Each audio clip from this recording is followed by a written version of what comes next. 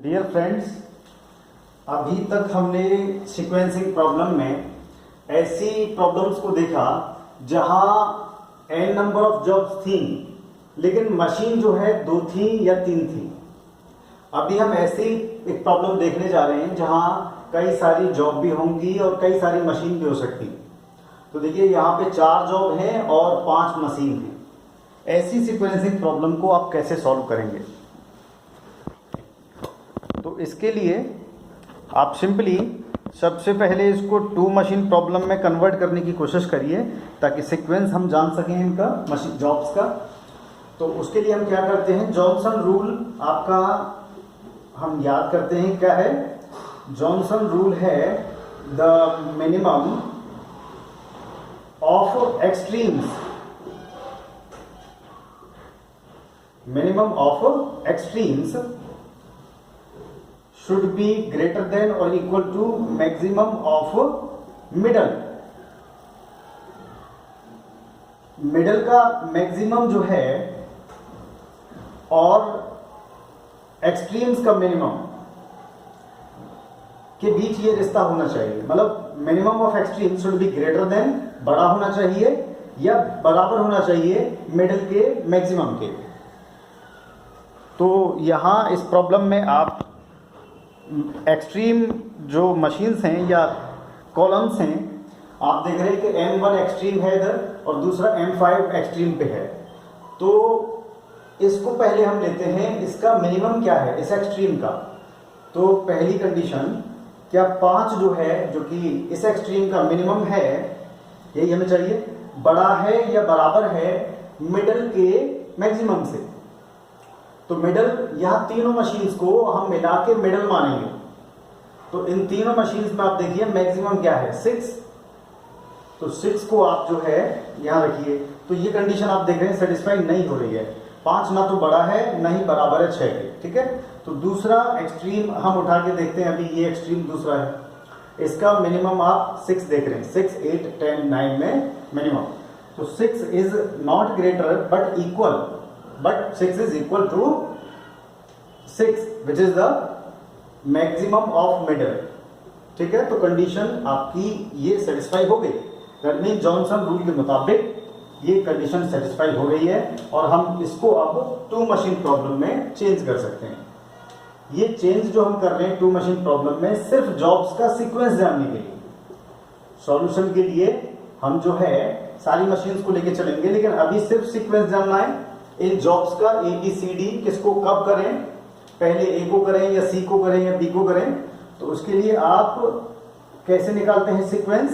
4 column बना लीजिए और चारों कॉलम में ये 4 जॉब आ जाएंगी आपकी सीक्वेंस के मुताबिक। कैसे करेंगे? F1 के लिए आप जो वैल्यूज फाइंड आउट करेंगे, कैसे करेंगे? M1 प्लस ये मिडिल वाले तीनों आप इसके साथ जोड़ देंगे, एक्सेप्ट M5 को छोड़ते हुए ये सब आप जोड़ देंगे। तो 7, 5, 12, 2, 14, 3, 17 और बाकी आपके ये टोटल्स आ रहे हैं इधर 21, 20, 16। ऐसे ही F2 के लिए, मशीन 2 के लिए आप जो वैल्यू फाइंड आउट करेंगे M5 ये एक्सट्रीम प्लस ये मिडिल वाले एक्सेप्ट M1 को छोड़ते हुए इनको आप जोड़ देंगे। तो 9 और 3 12 और 2 14, 5 17, 9 और 3 12 और 14, 5 19।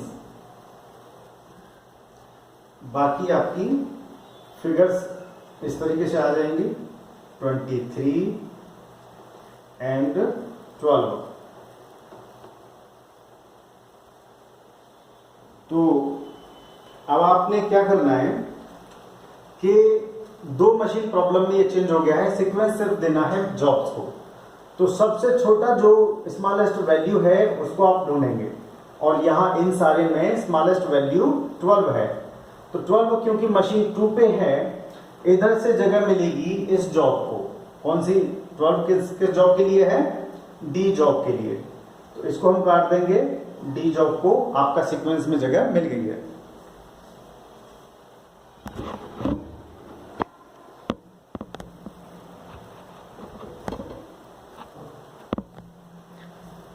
ठीक है। इसके बाद आपकी नेक्स्ट स्मॉलेस्ट वैल्यू है 17 जो कि मशीन 1 पे है। तो जब मशीन 1 पे स्मॉलेस्ट वैल्यू आएगी तो हम जगह इधर से देंगे इस सीक्वेंस में। तो कौन सी जॉब है? ए जॉब। ए जॉब को आप जगह इधर से देंगे क्योंकि मशीन 1 पे है ये। इसके बाद 20, ये भी आपकी मशीन 1 पे है, आप सी जॉब को इधर से जगह देंगे, ठीक है। इसके बाद 21 और जगह भी एक ही बची है, बी जॉब को आप यहां रख देंगे, ठीक है। तो सीक्वेंस मिल गया ए सी बी डी, ए सी बी डी। अब ए सी बी डी सीक्वेंस हमें मिल गया। अब हमें इन 2 मशीन की जरूरत नहीं है। अब हम क्या करेंगे कि सीक्वेंस को पहले रख लेते हैं इधर, सीक्वेंस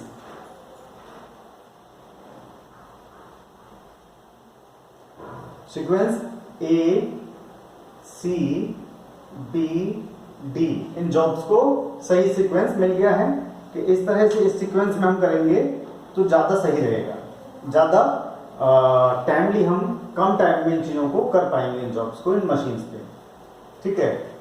तो सीक्वेंस के बाद आप क्या रखेंगे? सारी मशीन्स को M1, M2, M3, M4 and M5, इन सारी मशीन्स में ये कौन सी जॉब कब इन करेगी कब आउट करेगी, आपको ये यहां सॉल्व करना है। तो इन आउट ये जॉब जो है आपकी डिफरेंट मशीन्स में कब एंटर करेंगी डिफरेंट जॉब्स और कब वहां से आउट करेंगी, ये आप कैलकुलेट कर लें।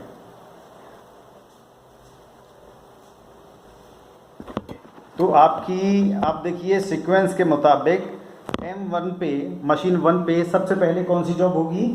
ए जॉब होगी। और ए जॉब कितना टाइम लेगी? मशीन 1 पे ये इधर दिया हुआ है, ए जॉब मशीन 1 पे 7 घंटे। तो 0 आवर पे शुरू करके 7 घंटे लेगी, 7th आवर पे ए जॉब आउट करेगी, मशीन M1 से M2 में एंटर करेगी, ठीक है। ये हम बाद में कैलकुलेट करेंगे।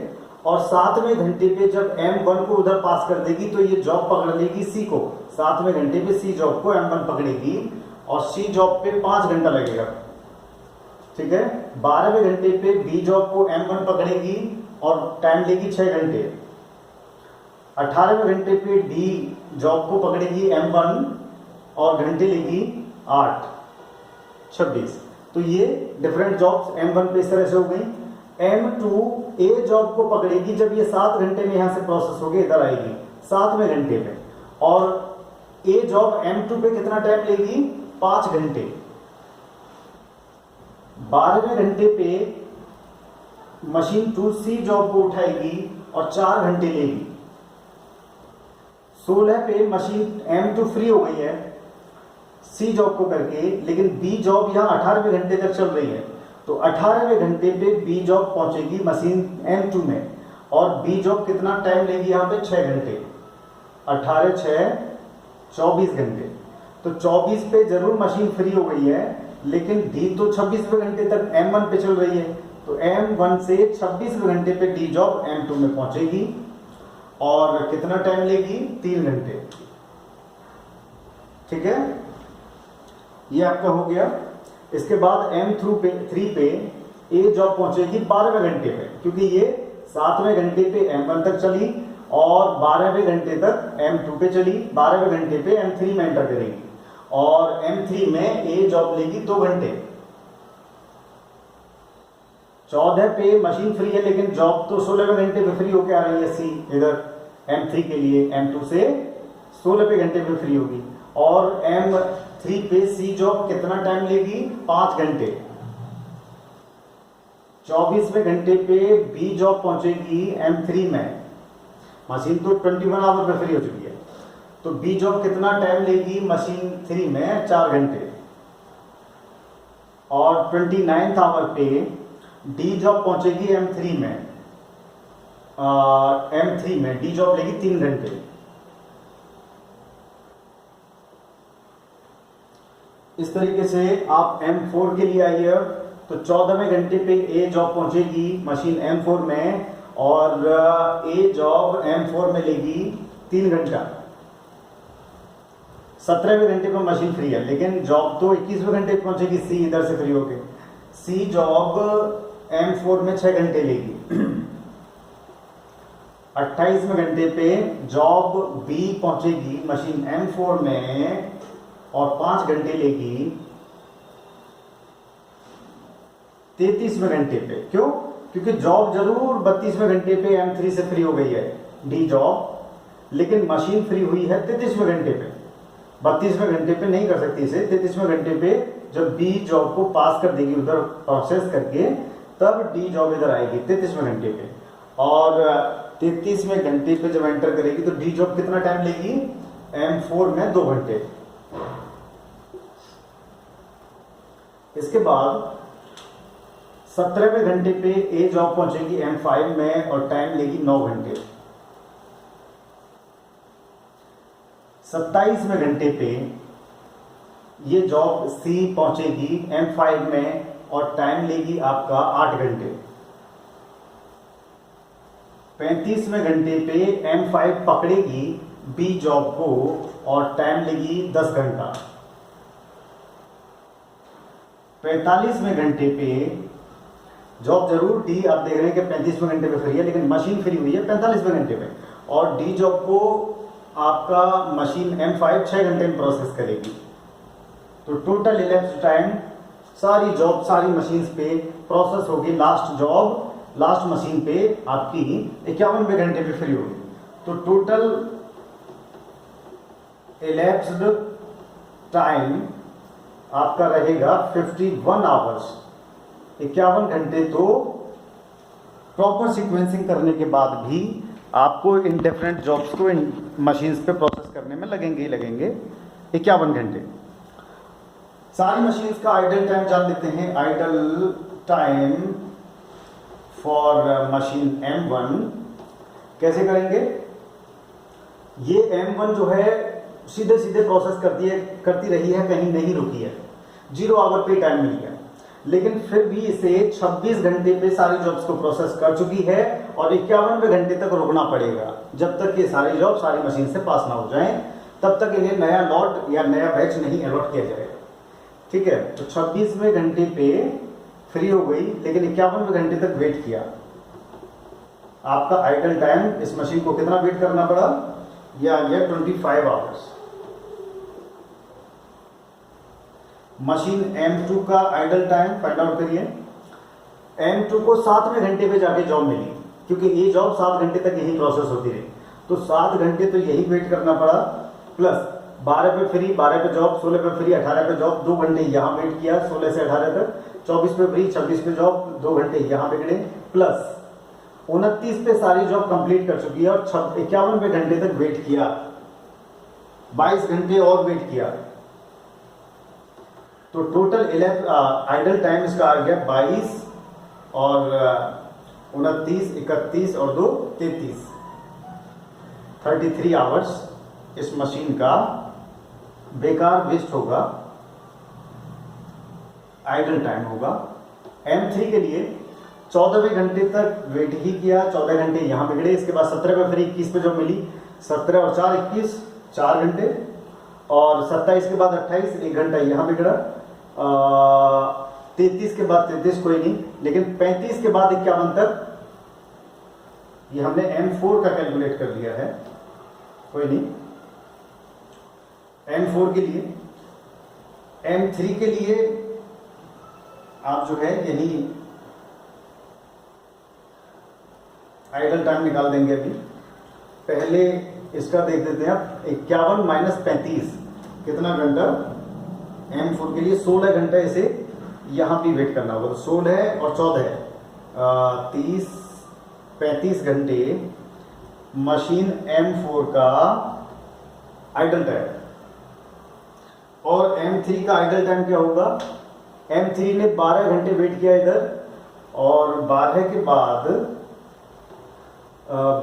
बाद 2 घंटे इधर, 14 के बाद 16 पे जॉब मिली है 2 घंटे, प्लस 21 के बाद 24 3 घंटे यहाँ भी वेट किया, और 28 के बाद 29 1 घंटे यहाँ भी वेट किया, और 32 पे सारी जॉब कर चुकी है M3, 32वें घंटे पे 51 तक वेट कर रही है। तो कितना आपको यहाँ वेट करना होगा M3 के लिए? 19 घंटे ये वेट के होंगे। तो टोटल इसका आइडल टाइम आ गया 37 आवर्स। अब M5 और हम मशीन 5 का आइडल टाइम फाइंड आउट कर लेते हैं। 17 घंटे पे जाके जॉब मिली, 17 घंटे वेट किया, 26 के बाद 27 1 घंटा वेट किया, 35 पे ही खत्म हुआ, 35 पे ही जॉब मिल गया, कोई बात नहीं, 45 पे मिल गया। यहाँ कोई इसका आइडल टाइम नहीं, तो इसका टोटल आइडल टाइम सिर्फ 18 घंटे। तो टोटल elapsed टाइम या total required time to perform all the jobs on all the machines 51 hours. और इसके बाद जो आइडल टाइम आपने कैलकुलेट किए सारे मशीन्स के, तो पहली मशीन का आइडल टाइम 24 घंटे, दूसरी मशीन का आइडल टाइम 33 घंटे और तीसरी मशीन का आइडल टाइम 37 आवर्स, M4 का आइडल टाइम 35 आवर्स, M5 का आइडल टाइम 18 आवर्स।